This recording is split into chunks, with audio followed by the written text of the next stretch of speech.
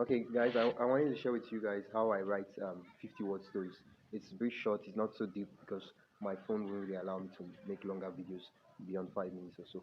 So, what the simple framework of writing 50-word stories, and this is not a rigid framework per se, but it's just a concept or an idea of what the typical 50-word stories look like.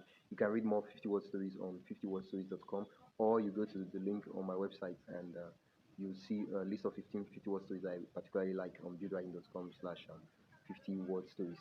Okay, so the idea is this. There are three paragraphs, three concepts. Sometimes it's four, but it's three paragraphs. The first one is the introductory of what is. So it could be a chaos, but you're just introducing what is. And then the second one is you're trying to do something. You're trying to move. There's a progression. You're trying to probably solve the problem, or you're trying to run away from the problem, or you're trying to address the problem, or something changes. And then the third paragraph is usually where the twist is. So it's probably someone dies, probably something happens. I give an example of a story that I wrote, and I was like, I put it needs a lot of editing, but it's the basic form. I can't use other people's stories, but because because of copyright. 50 word stories is so short that you can't take except. So what are you going to accept from 50 word stories? Like it's pretty basic. So the whole idea is you write the problem. I'll give an example. Well, usually three frameworks I usually use to start is think of a moment. Yeah, a very chaotic moment that involves moving from a problem and then diffusing the problem. So it could be a guy trying to walk up to a lady and ask for a number. It's so fast, it's so short, and there's a lot of things happen. She could agree, she could insult him.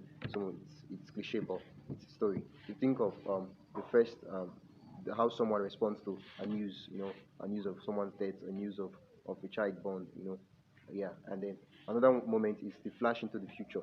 So the flash into the future happens in a way where the story is set in the future, which is now. Okay, let's say this is today, and we move from the past into today. So unlike flashback where our story is happening today, but we go back into the past.